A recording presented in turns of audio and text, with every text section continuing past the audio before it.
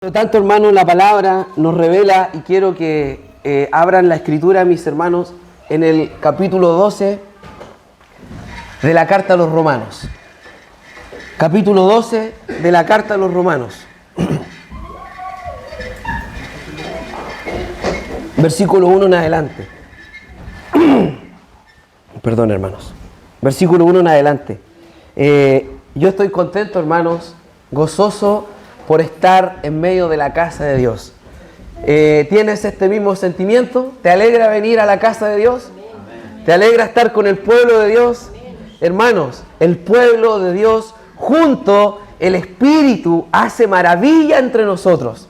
No nos damos cuenta, quizás no lo percibimos en el momento, pero está ocurriendo en tu corazón una llenura del Espíritu que solamente ocurre cuando el pueblo de Dios está reunido y cuando leemos su palabra. Entonces, hermanos, quisiera tomar estos versículos porque, como hemos mencionado, un creyente en el Señor, capítulo 12, versículo 1 de la carta a los romanos, capítulo 12 de la carta a los romanos, el creyente, mis hermanos, produce frutos de justicia que glorifican a Dios. Entonces, en todas las cartas apostólicas, cartas pastorales también se llaman, en particular la carta a los romanos, tiene instrucciones para el pueblo de Dios, pero instrucciones prácticas que a veces nosotros llamamos esta palabra y en ningún momento pensemos, mis hermanos, que hablar de estas cosas disminuye, por así decirlo, la revelación escritural. Disminuye en un sentido lo que la palabra revela. Hermano, toda la escritura es inspirada por Dios. ¿Crees esto? Amén. ¿Crees que toda la escritura es inspirada por Dios? Amén. Ningún versículo de la Biblia, hermanos, está de más. Toda la escritura es inspirada por Dios. Dice, útil para redarguir, para corregir, para guiar al hombre, para toda buena obra, dice la carta del apóstol Pablo a Timoteo. Por lo tanto, hermanos, esto a nosotros nos abre nuestro entendimiento, porque, como mencionamos, nuestro entendimiento recibe tanta información y recibe tantas cosas de parte del mundo y del enemigo que nosotros tenemos que ser llenados de su palabra. Tenemos que ser llenados de la palabra de Dios. Y esto es una lucha constante, como nos hablaba, ¿cierto? Porque hay tantas distracciones. Y nuestra carne está viciada con esas distracciones, porque se opone a Dios. Pero, hermanos, su palabra es vida. Su palabra es verdad. Y después de haber el apóstol Pablo posicionado a cada creyente en una fe firme en el Hijo de Dios, habla en el capítulo 12 de la siguiente manera. Dice, así que, hermanos, os ruego por las misericordias de Dios que presentéis vuestros cuerpos en sacrificio vivo, santo, agradable a Dios, que es vuestro culto racional. Miren cómo el apóstol se dirige a los hermanos y nos habla a nosotros. Nuestro culto, en ofrecer nuestro cuerpo en servicio, es algo racional. Tú aquí, hermano, en los caminos del Señor, no estás como manipulado. Tú has venido al Señor llamado por su misericordia, seducido por Él, pero has venido voluntariamente. ¿No es así? ¿O alguien te obligó a venir? ¿Escuchaste la voz del Señor? ¿Viniste a sus caminos?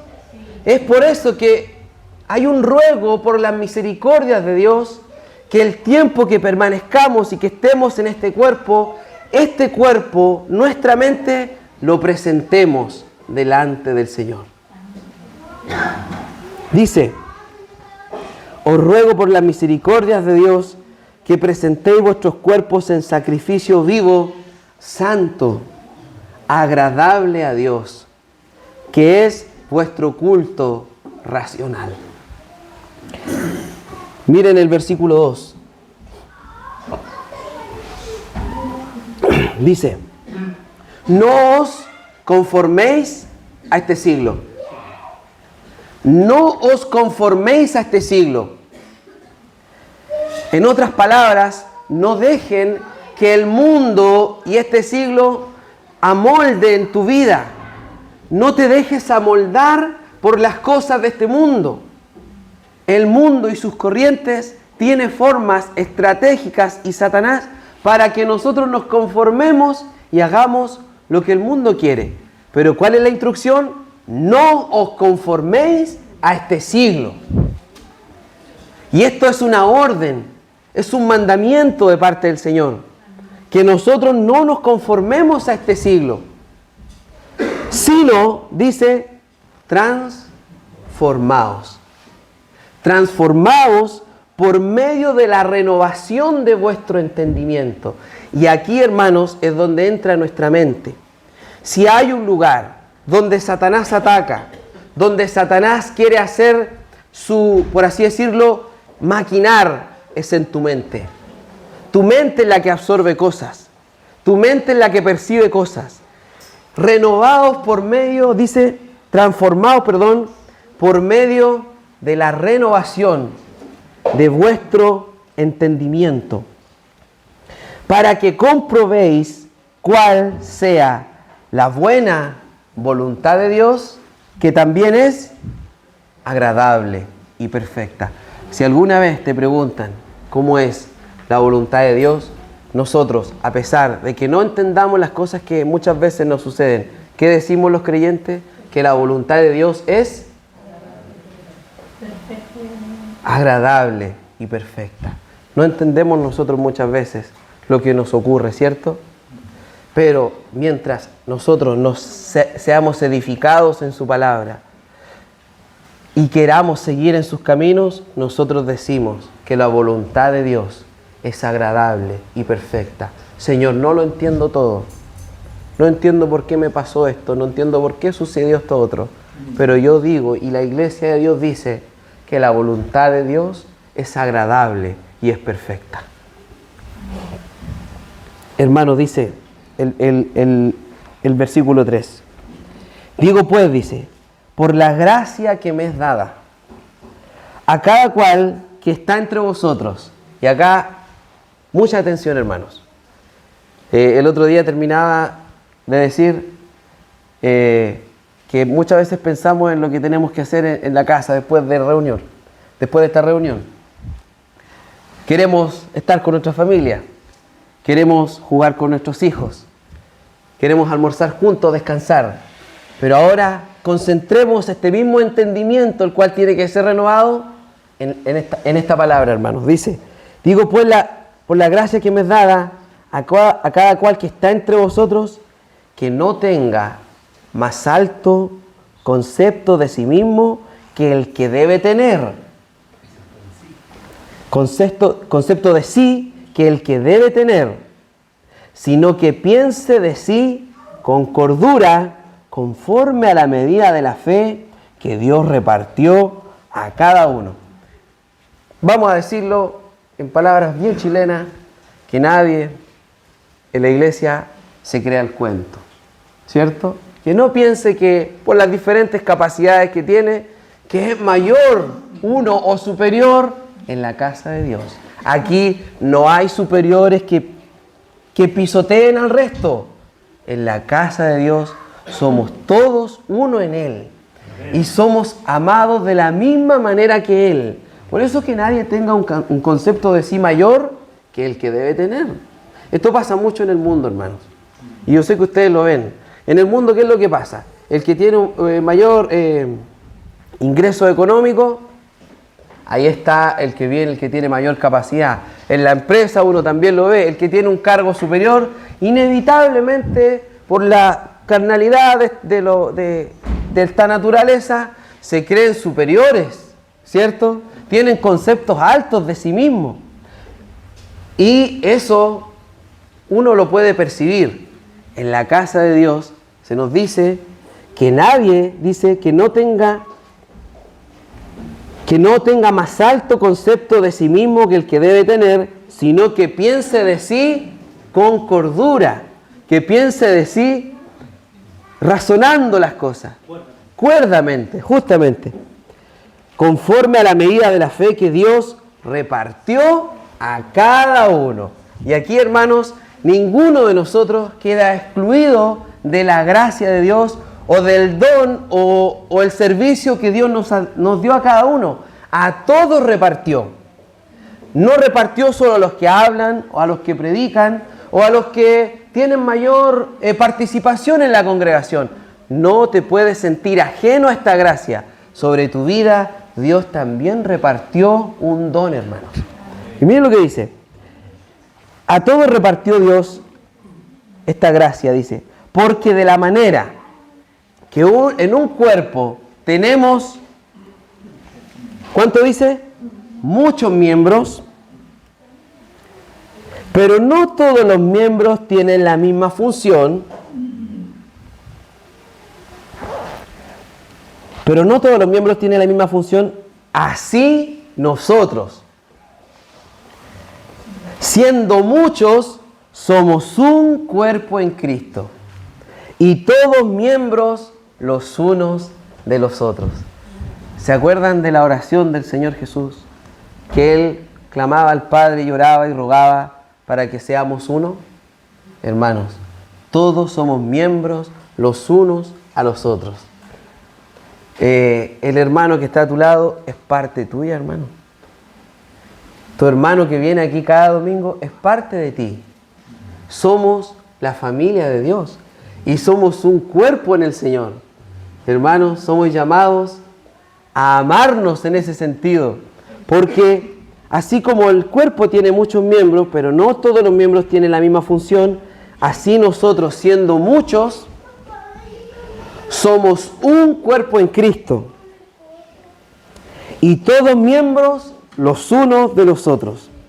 Entonces dice, de manera que, teniendo diferentes dones según la gracia que nos es dada, si el de profecía, dice, úsese conforme a la medida de la fe. Úsese conforme a la medida de la fe. O si el de servicio, en servir. Hermanos, tú has tenido quizás esta duda, ¿en qué sirvo en la casa de Dios? ¿Qué sirvo en la iglesia de Dios? Hay muchas funciones de la cual nosotros sabemos que todos tenemos. Por ejemplo, el de servir. El de servicio en servir. O el que enseña en la enseñanza. O el que exhorta en la exhortación. El que reparte con liberalidad, ¿cierto? El que preside con solicitud. El que hace, miren este servicio, el que hace misericordia. ¿Cómo tiene que hacerlo? Con alegría. ¿Qué es hacer misericordia, hermano?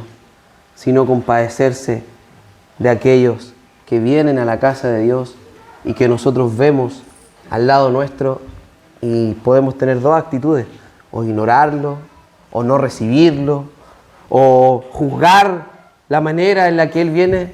Hermano, el que hace misericordia, que sea con alegría. Amén. Que sea con alegría. El amor, dice, sea sin fingimiento. ¿Cuánta hipocresía vemos nosotros en el mundo? Cuando te saludan por un lado y después detrás hablan mal de ti. El amor en la casa de Dios sea sin fingimiento. No tienes que fingir amor, hermano. Cuando llegas a la casa de Dios con tu hermano, no es algo forzado que nace de ti. Cristo está en ti y tú amas con toda honestidad. Porque Cristo ama. Y tú amas sin caras, por así decirlo. Sin algo que oculte lo que está en tu corazón. Dice, el amor sea sin fingimiento. Después, ¿qué dice? Aborrecer lo malo. Todos sabemos, hermano, por su palabra y por el Espíritu Santo que está en nosotros, lo que es malo. Saben que el mundo tiene corrientes muy extrañas, hermano, y muy satánicas, por supuesto. Y que llega un momento en que no se sabe discernir de lo que es bueno o lo que es malo. Dicen, la moral es relativa. El mundo dice eso. No, en realidad, esto no es malo, esto es según como tú lo percibas. Nosotros sabemos lo que es malo por su palabra y por nuestra conciencia y el espíritu que está en nosotros. Las cosas malas nosotros debemos aborrecerlas.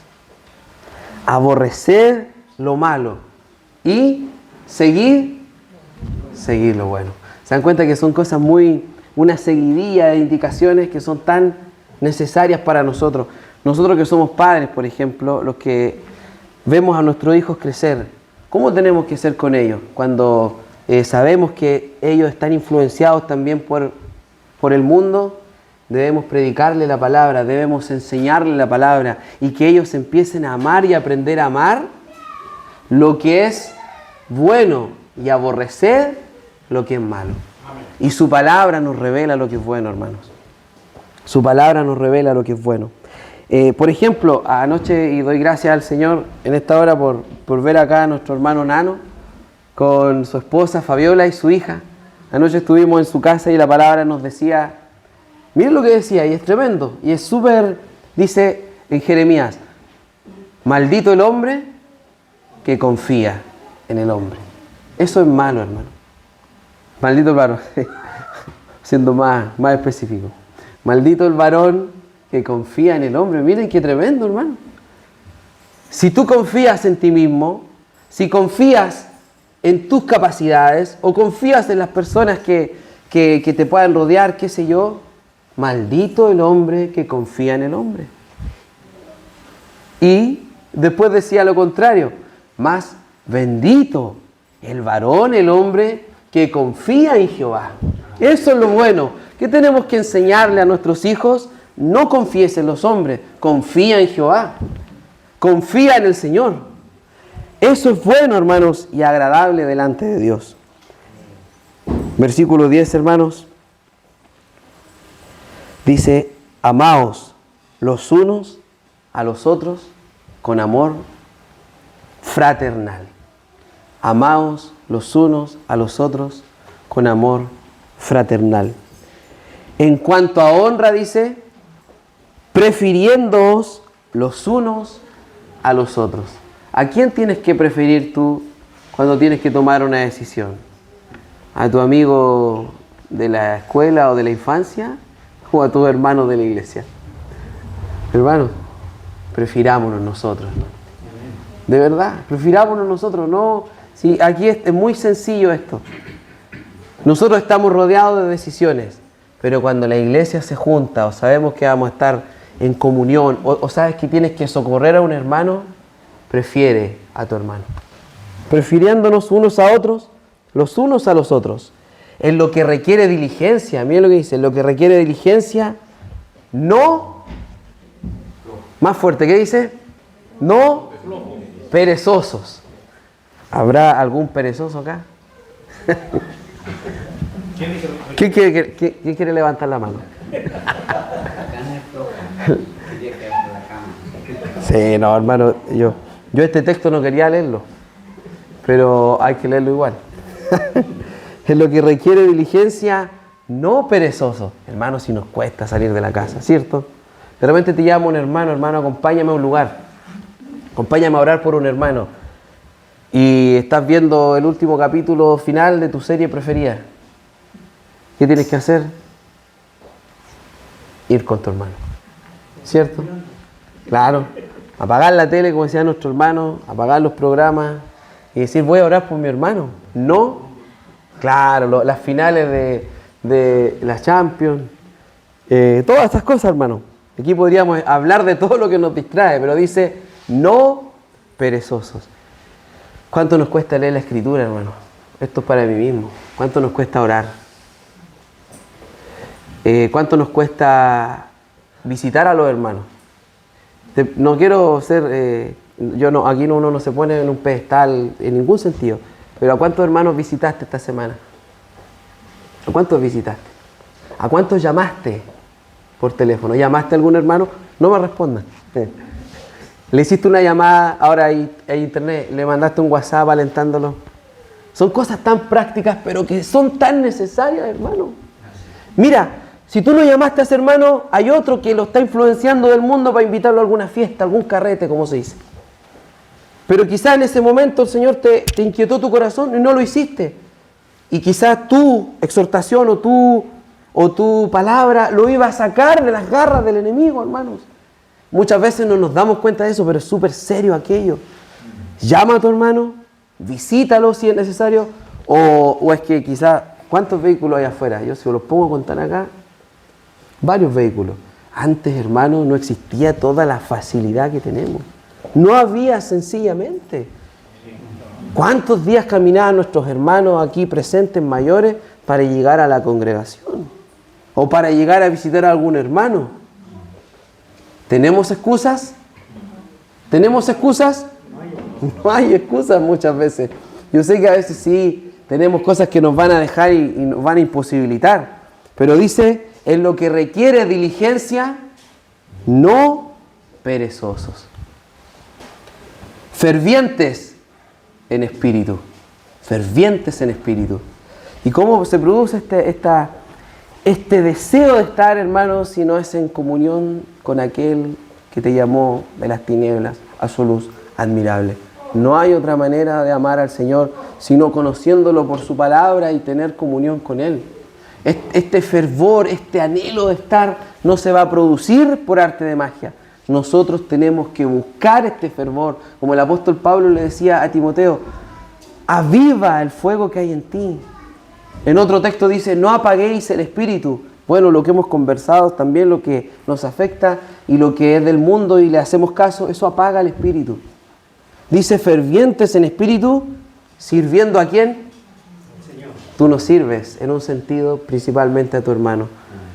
Como, no sé, como idolatrándolo, no se trata de eso. Cuando sirves a un hermano, tú estás pensando en que primeramente sirves al Señor. Él es el primero. Tú estás sirviendo al Señor. ¿Gozosos en qué? En la esperanza.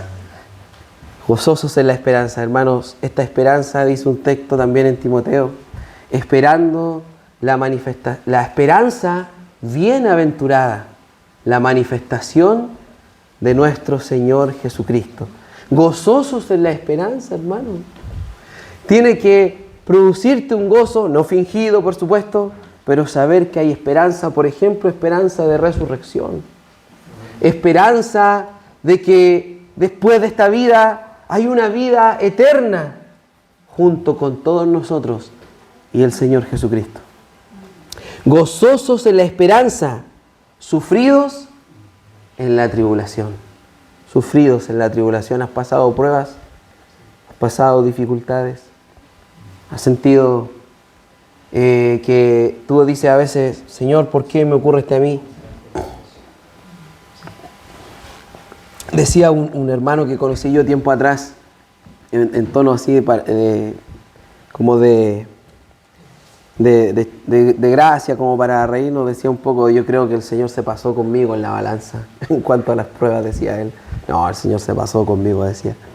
Pero en el fondo sabemos que ser sufrido en la tribulación es saber que ese Dios que está en la tribulación, todo lo hace con un propósito.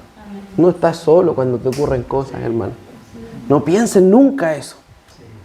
Le digo a mi propio corazón que cuando me ocurren cosas, no estamos solos. No es algo como que Dios se descuidó de ti y en un momento te considera, estás sufriendo. Él no se sorprende de lo que te pasa. Porque los que aman a Dios, dice su palabra, todas las cosas le ayudan a bien. Nosotros estamos en cada momento en el propósito de Dios, en sus planes. Amén. Sufridos en la tribulación, dice. Constantes en la oración. Yo creo que acá a todos nos va a llegar algo de esta exhortación al corazón. Porque honestamente no somos constantes en la oración. Pero su palabra nos dice que seamos constantes en la oración. ¿Qué es ser constante? Permanecer en la oración, ser constante, orar sin cesar, dice otro texto también. Cualquier cosa, y la oración sabemos que no es solo cuando se da en un contexto de la iglesia. Es meditar en Él, pensar en Él, estar pendiente a Él, en todo momento, constantes en la oración. Mire el versículo 13, compartiendo para las necesidades de los santos. ¿Sabes si un hermano está en necesidad y tú tienes cómo socorrerlo? Comparte lo que tú tienes. No nos hagamos los desentendidos. Sabemos que un hermano está en necesidad, dice, compartiendo por las necesidades de los santos, practicando la hospitalidad. Seamos hospitalarios, hermano. La otra vez también comentábamos, dice, hospedados los unos a los otros, dice una exhortación, la palabra en Hebreos. A veces, no sé, tenemos nuestro propio ambiente, nuestra casa, y protegemos lo que es nuestro, nuestra intimidad, pero cuando vaya un hermano y quiera visitarte, o tú llama al hermano, invítalo a tu casa. Acá siempre tratamos de reunirnos, ¿cierto?, los días miércoles.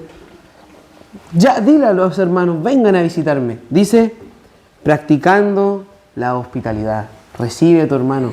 Cuando está en alguna aflicción, tú sabes que puedes llegar a la casa de un hermano si estás con alguna tristeza y sabes que va a tener un espacio para ti. Qué precioso eso, hermano, que tú sabes dónde llegar y ese hermano te va a recibir con hospitalidad. Bendecid a los que os persiguen, bendecid y no maldigáis. Hermanos, el mundo está lleno de maldiciones. Maldiciones de cualquier índole, de todo tipo. Nosotros, los hermanos, somos llamados a bendecir. Bendecid y no maldigáis. Usemos esto, bendigamos a nuestro hermano, seamos de bendición. Cuando un hermano viene en necesidad, aturdido, atribulado, lo que hace un hermano es bendecirlo. Bendecid y no, bendecid a los que os persiguen, incluso a nuestros enemigos, bendecid y no maldigáis. Gozaos con los que se gozan.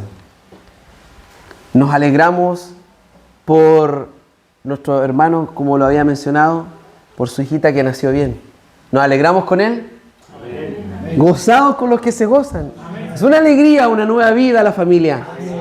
Es una alegría, un nuevo nacimiento. Es una alegría porque Dios en el vientre de esta madre quiso que naciera.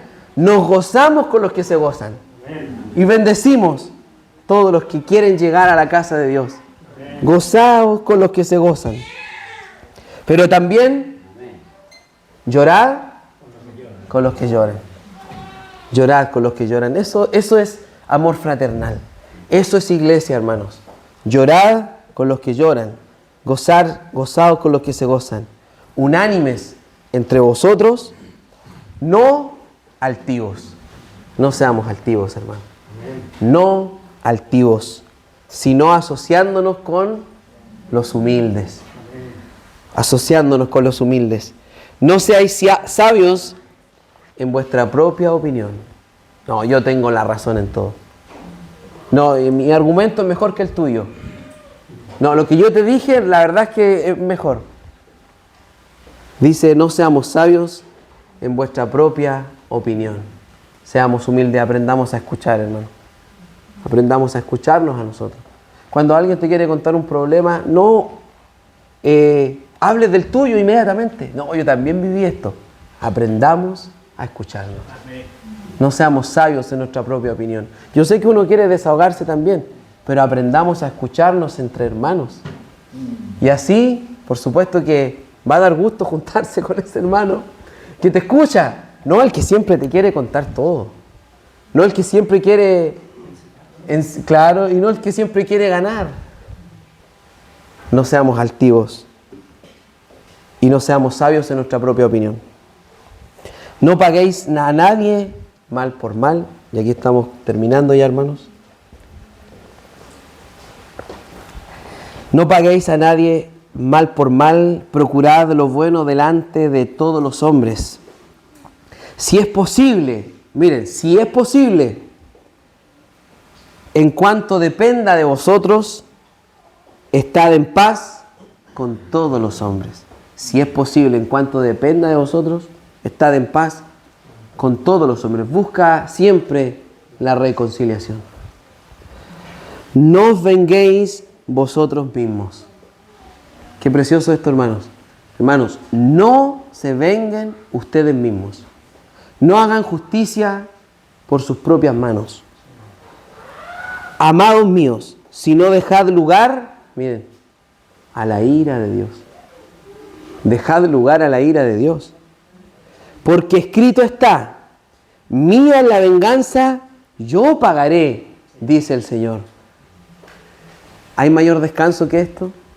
¿Habrá mayor descanso que decir, Señor, en tus manos dejo esta causa? Dejemos todas nuestras causas en manos del Señor. Tú no puedes, hermano. El Señor es todopoderoso. Mía es la venganza, yo daré el pago, dice el Señor. Así que si tu enemigo tuviere hambre, dale de comer. Esto no es un lenguaje simbólico, hermano. No está hablando simbólicamente. Es literal, dice, así que si tu enemigo tuviere hambre, dale de comer. Si tuviere sed, dale de beber. Pues haciendo esto, ascuas de fuego amontonas sobre su cabeza. No seas vencido de lo malo, sino vence con el bien el mal. Señor, te bendigo en esta hora y te doy gracias por tu palabra, Señor. Tu palabra que es lumbrera a nuestro camino. Señor, hay muchas cosas, Dios mío, que en nuestra propia carne nunca podremos hacer. Pero creemos que tu Espíritu está en nosotros. Y como hermanos te pedimos que nos socorras como iglesia para bendecirnos los unos a los otros. Para permanecer, Dios mío, humildes en un mundo donde la arrogancia es lo que prima, Señor.